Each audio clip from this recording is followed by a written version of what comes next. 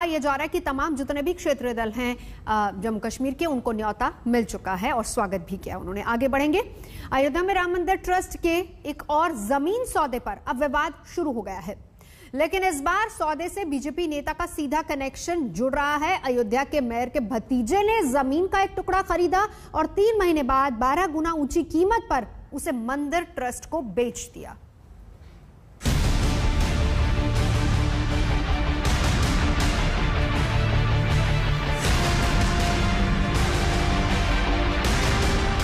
इधर राम जन्मस्थान की जमीन समतल हो रही है, उधर अयोध्या में कई जमीनों के सौदे उबड़ खाबड़ राजनीति का बारूद बनते जा रहे हैं। चंद मिनटों में 2 करोड़ की जमीन 18 करोड़ की हो जाने के बाद एक और जमीन सौदा सुर्खियों में।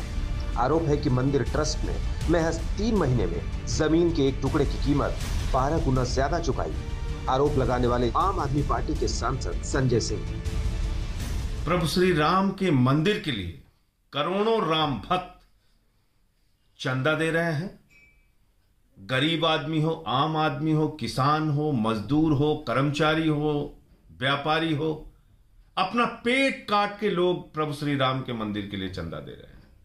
लेकिन उस मंदिर के निर्माण में अगर रोक लगी है तो बीजेपी नेताओं की चंदा चोरी की वजह से।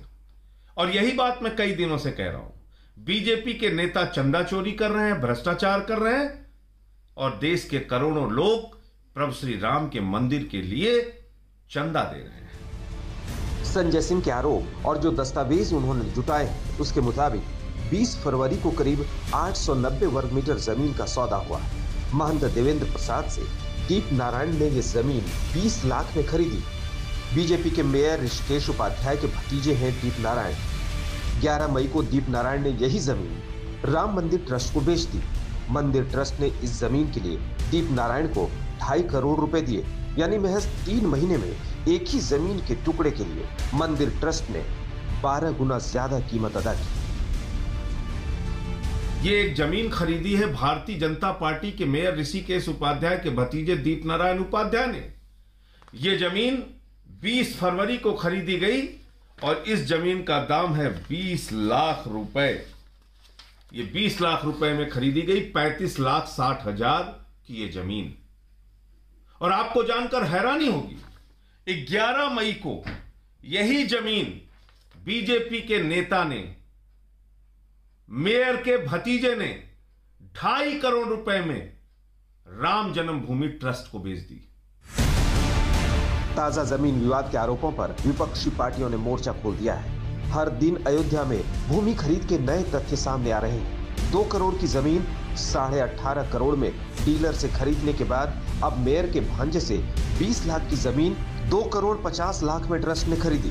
श्रद्धालुओं का पैसा रामलला के भव्य मंदिर का है, मनमानी के लिए नहीं। इससे पहले मंदिर ट्रस्ट के 18 करोड़ वाले सौदे में अहम किरदार रहे हरीश पाठक को लेकर भी नए खुलासे हो रहे हैं।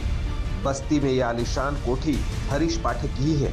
आरोप है कि ये भी जालसाजी की कमाई है और इसकी चुगली वो FIR कर रही है जो हरीश पाठक के नाम पर कई जिलों में दर्ज है। बकरी फार्मिंग के नाम पर हरीश पाठक पर कई लोगों से करोड़ों रुपए ठगने का आरोप है। साकेत बकरी फार्मिंग कंपनी 2009 में खोली गई थी। सैकड़ों लोगों से इसमें निवेश करवाया गया, लेकिन कई लोगों के पैसे फंस गए तो मुकदमेबाजी शुरू हो गई। हरीश पाठक के नाम पर बाराबंकी और सिद्धार्थ नगर में 5 FIR दर्ज है, जबकि अयोध्या में भी उस पर 2 FIR दर्ज है। ये सभी मुकदमे 2016 से 2020 के दौरान दर्ज हुए। रकम वापसी की जब बात आई तो क्या आसानी से आपका पैसा मिला कि नहीं मिला, और कितने लोगों का पैसा आपकी जानकारी में नहीं मिल पाया, और आपको अपनी रकम मिली तो कैसे मिली? थोड़ा दिक्कत हुआ था। हम अपने मेंबरों को कोई मेयर पेमेंट करा लेंगे।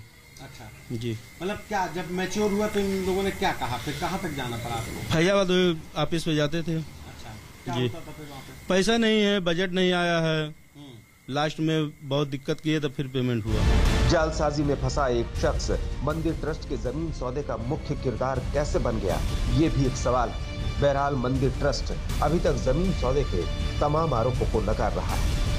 अयोध्या से आशीष श्रीवास्तव और बस्ती से संतोष कुमार के साथ आज तक ब्यूरो। तो इस पूरे मामले पर सीधा चलेंगे। समर्थ श्रीवास्तव मेरे सहयोगी हमारे साथ जुड़ चुके हैं। समर्थ, आरोप तमाम लग रहा है, लेकिन इसको लेकर फिलहाल मंदिर ट्रस्ट क्या कह रहा है, क्या है रुख उनका?